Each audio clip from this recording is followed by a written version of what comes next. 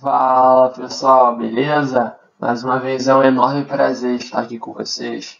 Meu nome é André, sou mediador de Geografia da Escola de Petrópolis e Belford Roxo e hoje iremos falar de um tema de grande relevância: o clima, os tipos climáticos no Brasil. Antes de tudo, eu quero que você tenha em mente que o clima é um dos elementos mais importantes dentro do grupo de fatores de ordem física e que ele influencia diretamente as plantas, os animais, o homem e o solo. Além disso, é possível afirmar que o clima é um fator determinante dentro da dinâmica espacial de distribuição e disseminação dos seres vivos, inclusive os seres humanos. Beleza? Então vamos continuar. Nossa aula terá a estruturação da seguinte maneira. Falaremos primeiramente dessa dinâmica climática, a diferença entre tempo e clima. Logo depois iremos abordar a meteorologia e a previsão do tempo.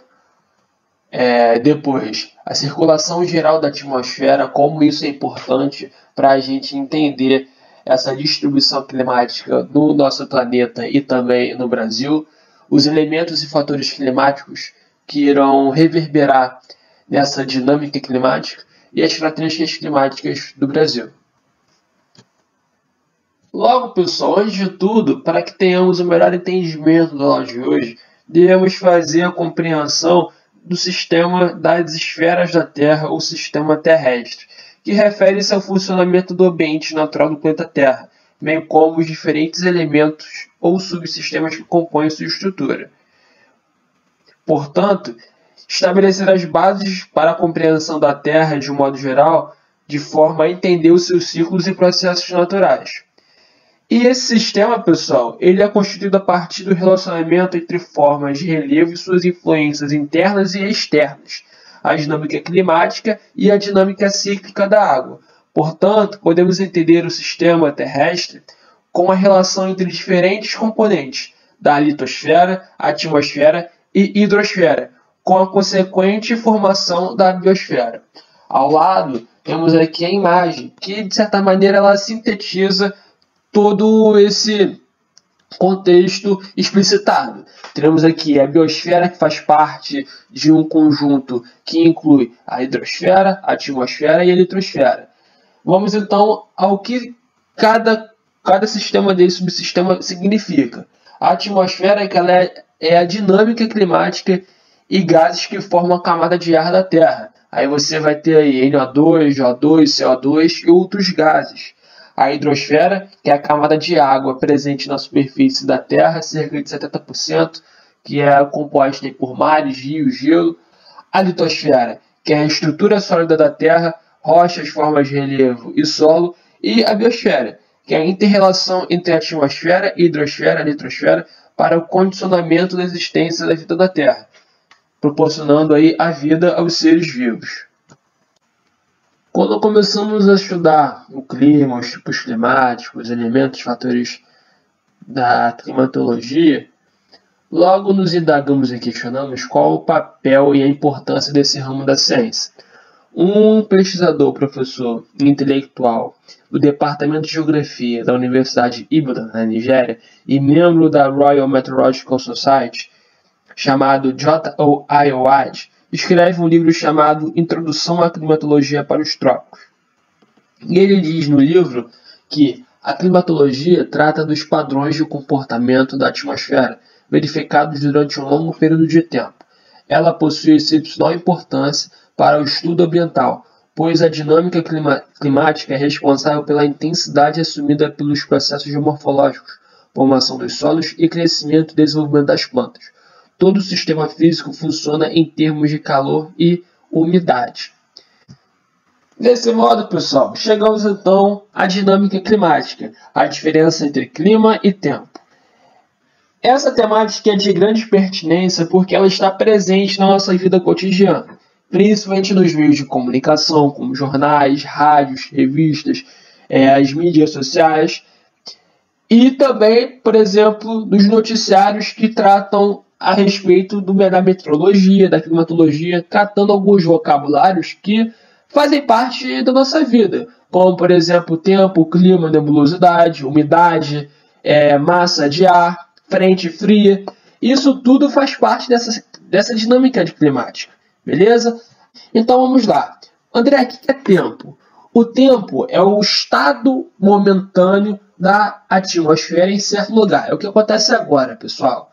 Para entender as condições do tempo, é preciso considerar os fenômenos climáticos ou fenômenos atmosféricos, como temperatura e pressão do ar, vento, umidade, precipitação, geada e massa de ar.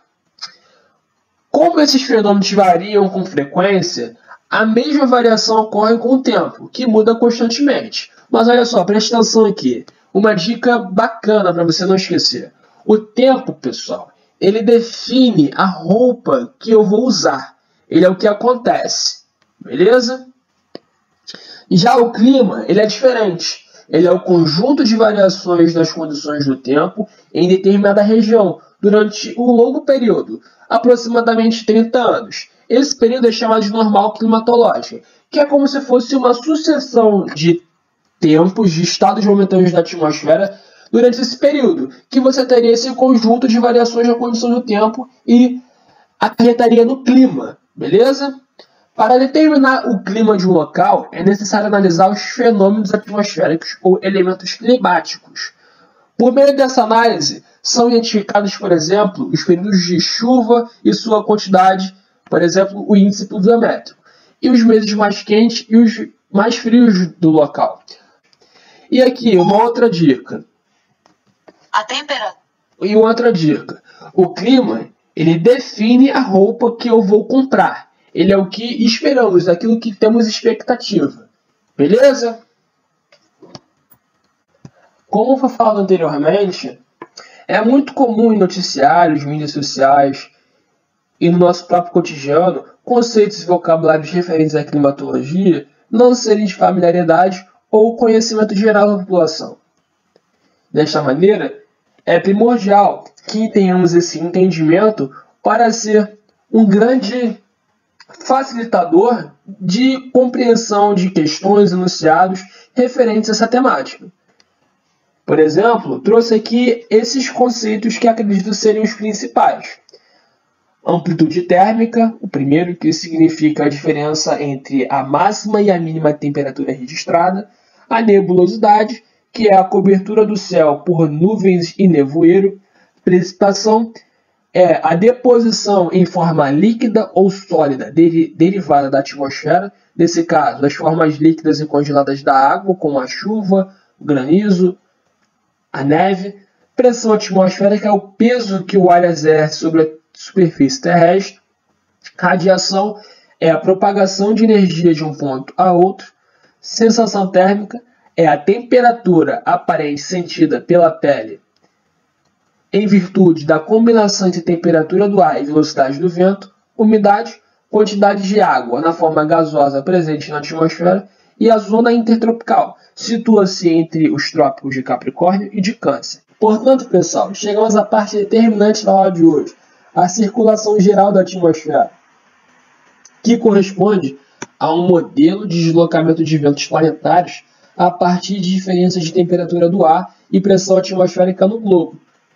Por exemplo, o excesso de energia solar recebido no Equador provoca aquecimento do ar nessa latitude, que, se tornando mais leve, tende a subir. Só para lembrar, a latitude ela faz parte das coordenadas geográficas, que são essas linhas imaginárias que cortam o nosso planeta e também servem para localizar qualquer lugar da superfície terrestre. A latitude ela é a distância em graus de qualquer lugar da superfície terrestre até o Equador, e ela varia de 0 grau a 90 graus norte ou sul. Voltando, essa corrente ascendente de ar chega até a tropopausa, que é uma das camadas da atmosfera, e ela vai passando e se deslocando em direção aos polos.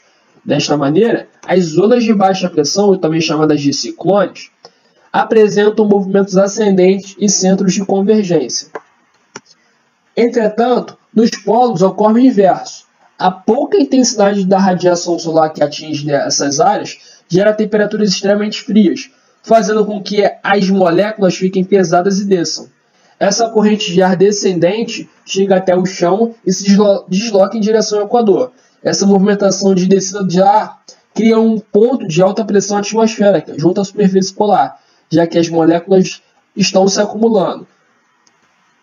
Logo, as zonas de alta pressão, também chamadas de anticiclones, apresentam movimentos descendentes e são centros de divergência. Teremos ali menos nuvens devido ao ar seco e a diminuição das chances de chuva. Já a célula de baixa pressão, teremos uma concentração de umidade em uma área, ajuda na formação de nuvens e o favorecimento de chuvas. Esses dois esquemas aqui, eles reiteram esse conteúdo. Por exemplo, esse esquema da circulação geral da atmosfera, constituído a partir dos centros de alta e baixa pressão, por exemplo, aqui com a explicitação das latitudes, 0 grau Equador, 30 graus alta pressão, 60 graus baixa pressão, 90 graus dos polos, com as correntes ascendentes de ar, ventos alísios, os ventos de oeste, as correntes de ar descendentes e esse ciclo.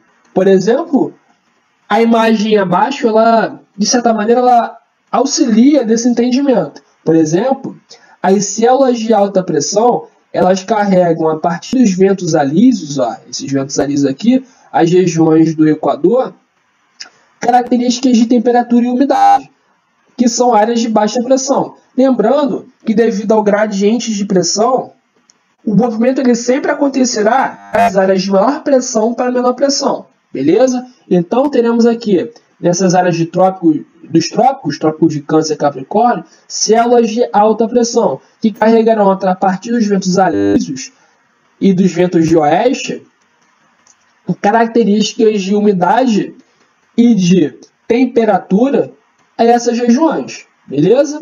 Lembrando, sempre de alta para baixa, beleza? Aqui no Equador e aqui dos trópicos as regiões de 60 graus de baixa pressão. Tranquilo? Então vamos continuar. Assim sendo, teremos algumas nomenclaturas que irão corroborar para essa interpretação da circulação geral da atmosfera. Por exemplo, a ZCIT, a zona de convergência intertropical, os ventos alísios, que eu falei anteriormente, os ventos contralísios e o efeito de Coriolis. Começando pela zona de convergência intertropical, ela é a área que circunda a Terra próxima ao Equador. Lembrando aqui, olhando aqui o esqueminha, ela circunda aqui. Ela aqui sendo ilustrada nesse esqueminha aqui de circulação geral da atmosfera. Onde os ventos originários do hemisfério norte e sul se encontram, os ventos alísios, em grande parte derivado da atividade convectiva de tempestades provocadas pelo aquecimento solar. Devido à sua estrutura física, a ZCIT tem se mostrado decisiva na caracterização das diferentes condições do tempo e de clima em diversas áreas da região tropical, com influência sobre a precipitação nos continentes africanos, americano e asiático. No caso específico do Brasil, afeta principalmente as regiões norte e nordeste. O conjunto de características associadas à ZCIT possui um deslocamento norte e sul ao longo do ano, alcançando uma posição mais ao norte durante o verão no hemisfério norte e a sua posição mais ao sul durante os meses, principalmente ali de verão, fevereiro, março, abril. Por exemplo, aqui, quando é verão no hemisfério norte, ela tende a subir um pouco a região norte aqui. E quando é verão no hemisfério sul, ela costuma a se destinar à região sul da linha do Equador. Ela está envolvida principalmente na manutenção do balanço térmico global, atuando no sentido de transferir calor e umidade dos níveis inferiores da atmosfera das regiões tropicais para os níveis superiores da troposfera e para as médias e altas latitudes. Já os ventos alísios, que foi muito falado no slide anterior, eles saem aqui, por exemplo, das regiões de alta pressão, das regiões dos trópicos, principalmente o trópico de Capricórnio e o trópico de Câncer, e destinam às regiões ali equatoriais, entendeu? Aqui é a linha do Equador. Eles são um deslocamento de massas de ar quente e úmido que se realizam de forma concêntrica em direção às áreas de menor pressão atmosférica das áreas equatoriais do globo terrestre. À vista disso, pessoal, chegamos ao momento de tratarmos sobre os elementos e fatores climáticos. Tranquilo? Então vamos lá. Os elementos climáticos são grandezas atmosféricas que podem ser medidas ou instantaneamente mensuradas. São os elementos atmosféricos que variam no tempo e no espaço, e que se configuram como atributo básico para se definir o clima da região. Os principais elementos climáticos são a radiação, temperatura, pressão e umidade. Já os fatores climáticos, eles são as condições que determinam ou interferem nos elementos climáticos e os climas deles resultantes. São eles que ajudam a explicar o porquê de uma região ser quente e úmida e outra ser fria e seca, por exemplo. Os principais fatores climáticos são a latitude, altitude, maritimidade e continentalidade, massa de ar, vegetação, correntes marítimas e até o relevo. Um dos elementos climáticos é a latitude, que é a distância em graus de qualquer lugar da superfície terrestre até o Equador. Ela varia de 0 grau a 90 graus norte ou sul. O Brasil é um país cortado pelas latitudes do Equador e do Trópico de Capricórnio. Isso significa que a radiação solar incide de forma direta na superfície, causando um grande aquecimento. Por exemplo, temos essa imagem aqui das zonas climáticas que ilustram essa afirmação. Teremos aqui as zonas quentes, que ficam compreendidas entre a zona intertropical, que é o Trópico de Câncer até o Trópico de Capricórnio. Teremos aqui as zonas temperadas, que se distanciam de certa maneira da linha do Equador, e as zonas frias mais próximas do Círculo Polar Antártico e Ártico. Teremos também ali a manifestação das estações do ano, a diferença de incidência solar pelos solstícios e equinócios. O solstício ele representa o momento em que o Sol, ao longo do seu movimento aparente, atinge maior declinação em latitude em relação à linha do Equador. Isso faz com que um dos hemisférios receba maior incidência de raios solares.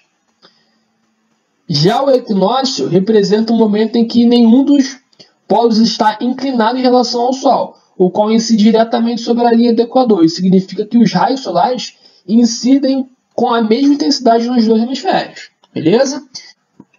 As massas de ar também constituem outro fator climático extremamente importante na definição dos climas brasileiros. Elas influenciam na intensidade e na sazonalidade dos períodos chuvosos e secos do clima. São grandes porções de ar que apresentam condições internas de temperatura, pressão e umidade relativa.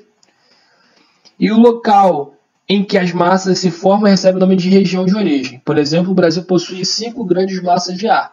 A massa equatorial continental, que se origina na Amazônia, tendo papel fundamental no transporte de umidade para outras regiões do país, devido ao forte processo de evapotranspiração da floresta. Ela, além de ser úmida, também é considerada quente, muito devido à região de origem. A massa equatorial atlântica, que tem origem no Oceano Atlântico, próximo à linha do Equador, atua na formação dos ventos alísios, assim como a massa equatorial continental é quente e úmida. Sua ação é concentrada no litoral das regiões norte e nordeste. A massa tropical continental, que tem características de ser seca e quente, tem atuação principalmente na região centro-oeste, embora também possa atingir parte da região sul e sudeste.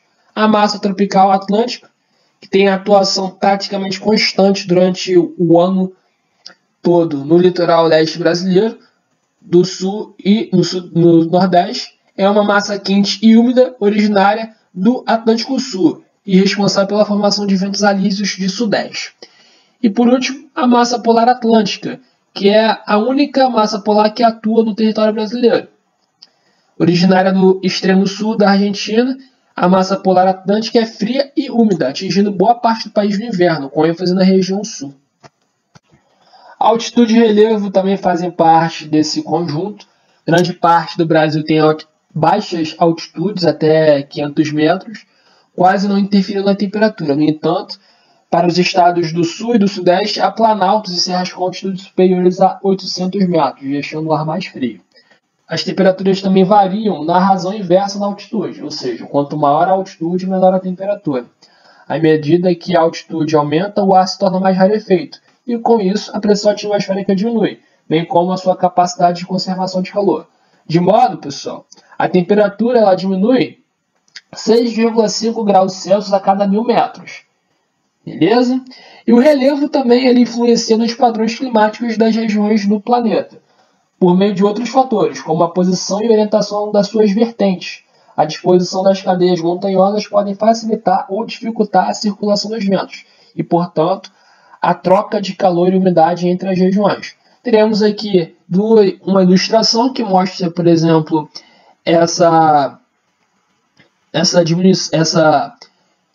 esse contraste de temperatura de paisagem e relevo. Aqui, um relevo sendo aí um fator climático. E aqui é uma tabela que mostra a altitude e a média térmica. Por exemplo, Belo Horizonte com uma altitude de 860 metros, com a média aí de temperatura de 21 graus Celsius. Já o Rio de Janeiro com uma altitude de 2 metros ali acima do nível do mar, com 24,8. Logo depois, a vegetação também é um fator influenciador nos padrões climáticos.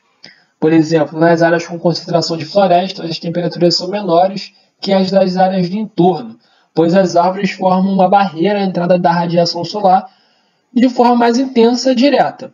As grandes áreas florestais das regiões tropicais também ocasionam grandes intensidades de chuvas, em razão da maior evapotranspiração.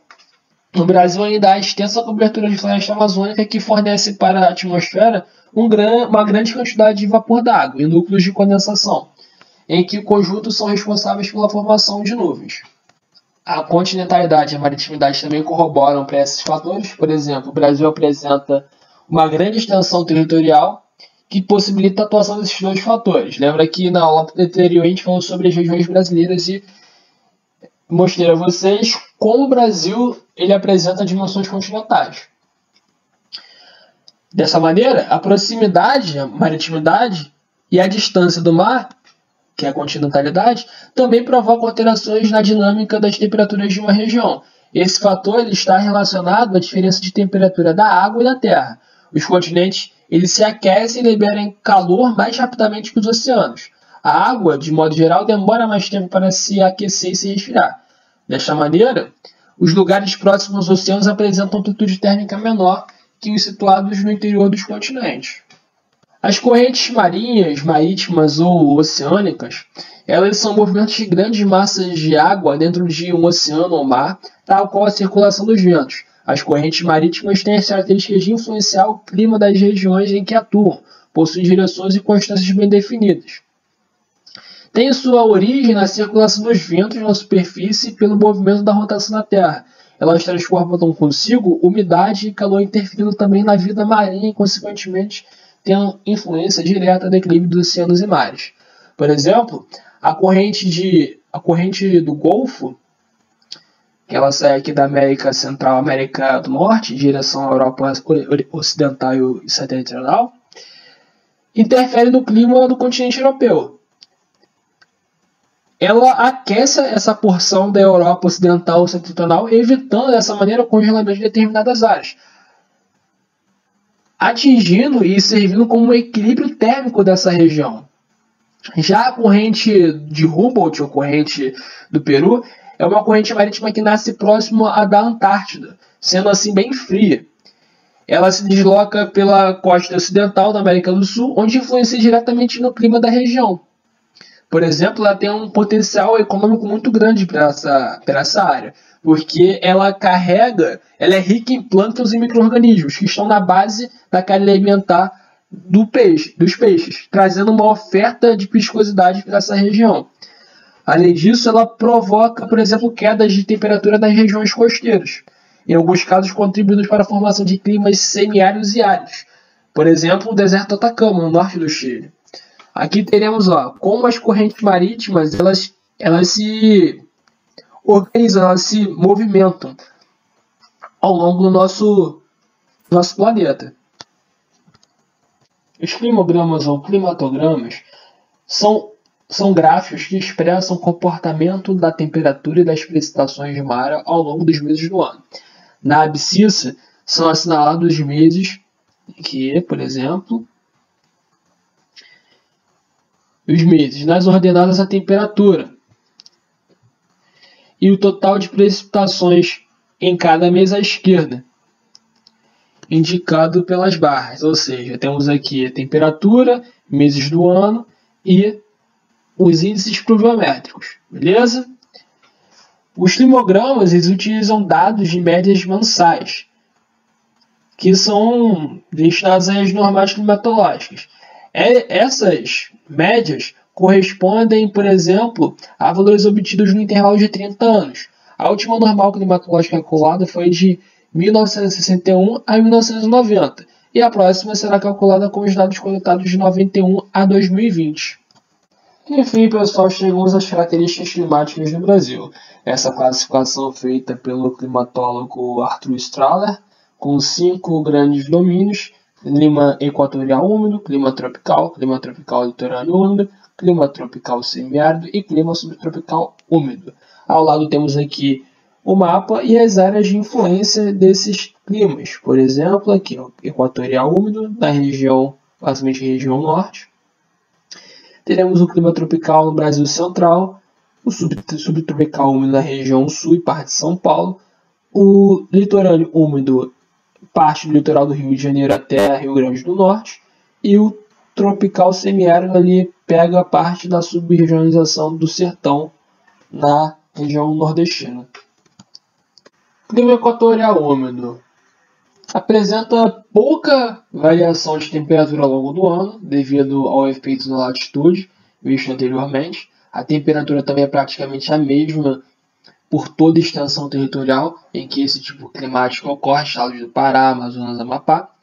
Os meses de fevereiro, março e abril apresentam os maiores acumulados de chuva, acima de 288 milímetros, refletindo a atuação da zona de convergência intertropical, ZCIT, e da massa equatorial continental, como sistemas produtores de precipitações nesse período. Pessoal, se olharmos aqui bem ao climograma, ele ilustra o que foi apresentado ali, beleza? Ao longo aqui, teremos as os maiores níveis de precipitação, fevereiro, março e abril, onde teremos a ação da zona de convergência intertropical. Se você não lembra o que é a zona de convergência intertropical, volta um pouquinho no vídeo lá e tem lá explicadinho, mostrando como isso intensifica, por exemplo, nos valores das precipitações, tranquilo? E nos meses de julho, agosto e setembro, a pluviosidade diminui significativamente, menor de 87 milímetros, mas não caracteriza seca ou estiagem vivenciada em outras regiões brasileiras. Beleza? Teremos aqui esse protagonismo de chuvas nesse período, e quando chega o inverno, teremos aí uma diminuição, mas logo depois retornaremos. Veremos aqui que é um alto índice pluviométrico, temperaturas de certa maneira constantes. O clima tropical também ocupa grande parte do território brasileiro, principalmente o Brasil central, e dependendo do estado ou cidade, pode apresentar características um pouco diferenciadas. Esse tipo climático ocupa a maior área do país, envolvendo quase toda a região centro-oeste e centro-sul do Tocantins. Algumas faixas da região nordeste, também parte do sudeste brasileiro. É conhecida por apresentar duas estações bem definidas ao longo do ano, uma quente, chuvosa e outra fria e seca. Esse comportamento da atmosfera nessa região explica-se pelo fato de que durante a estação mais quente predomina a influência da massa equatorial continental, advinda do norte do país. Já durante a estação mais fria, essa massa já recua e passa a predominar a massa tropical atlântica, advinda do litoral, e que chega ao interior do país praticamente sem umidade em razão da influência da continentalidade. Beleza? Teremos aqui as cidades de Brasília e Fortaleza, que, embora apresentem o mesmo clima, apresentam especificidades contrastantes. Por exemplo, Fortaleza terá uma maior pluviosidade entre os meses de março, abril e maio, principalmente devido ali à zona de convergência intertropical. E Brasília terá ali durante o verão uma maior pluviosidade, durante o inverno será seco e com a temperatura mais fria. O clima tropical litorâneo úmido recebe influência do mar, deixando mais úmido que o clima tropical anterior. Entretanto, a influência do mar pode ser profundamente diferente, dependendo da temperatura da superfície do mar. Outros fatores também ocorrem, como o tipo de ventos oceânicos e épocas de atuação da massa de ar e relevo costeiro. Como o próprio nome indica, é uma faixa climática que se estende ao longo do litoral brasileiro, entre os estados do Rio Grande do Norte e São Paulo. É um clima quente e úmido, semelhante ao da Amazônia, porém com uma amplitude térmica maior. Na maior parte do ano predomina a influência da massa tropical atlântica, enquanto no inverno a massa polar atlântica avança e provoca a diminuição rápida das temperaturas, sobretudo na faixa mais ao sul. Essa dinâmica explica a existência de duas principais estações, uma quente e muito úmida e outra fria e relativamente úmida. Nessa região, há formas de relevo que barram os sentidos dos ventos, que circulam nos sentidos leste-oeste e norte-sul, provocando a ocorrência de chuvas orográficas e propiciando que o interior do país receba menos umidade ao longo do ano. As médias de pluviosidade variam de 1.500 a 2.000 milímetros por ano. Clima tropical semiárido. Existente no interior da região nordestina, principalmente na subregionalização do sertão, está relacionado à presença de uma célula de alta pressão atmosférica. Esse tipo de movimentação do ar apresenta uma corrente de ar descendente, subsidência do ar, que dificulta a subida do vapor d'água para formar nuvens e, consequentemente, provocar chuvas.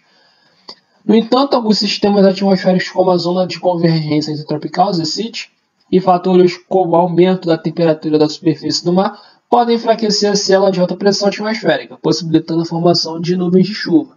Tais condições é que caracterizam o clima semiárido, com este apresentando uma grande irregularidade de precipitação. Trata-se de um clima quente e seco, com médias pluviométricas anuais não maiores que 1.000 milímetros, concentrado em poucos meses do ano. Na maior parte do ano, predomina a influência da massa equatorial atlântica, que apesar de ser oriunda do oceano, alcança essa região com pouca umidade, em função dos obstáculos oferecidos pelo relevo. A temperatura do ar fica em torno de 26 graus Celsius e, combinada com a pouca precipitação, cria ótimas condições para o cultivo de frutas o ano todo, desde que haja irrigação. Clima subtropical úmido. Os estados da região sul do Brasil e o extremo sul do estado de São Paulo possuem um clima com temperaturas mais amenas e chuvas bem distribuídas ao longo do ano. Essas características climáticas se relacionam principalmente à latitude extratropical, ou seja, ao sul do Trópico de Capricórnio, e à ocorrência quase semanal de frentes frias. Apresentam um clima úmido e mais frio que os demais. A massa de ar predominante é a tropical atlântica, com influência de massas polares durante o inverno, de modo que o encontro dessa frente polar com as frentes quentes provoca as chamadas chuvas frontais. Nessa faixa climática, as chuvas estão constantes e bem distribuídas ao longo do ano, existindo seca apenas em casos de anomalias climáticas eventuais. O índice médio de pluviosidade anual gira em torno de 1.500 milímetros e as temperaturas médias variam de 12 a 22 graus Celsius mensais. Então, pessoal, é isso. Espero que vocês tenham gostado. Bons estudos e até a próxima. Grande abraço.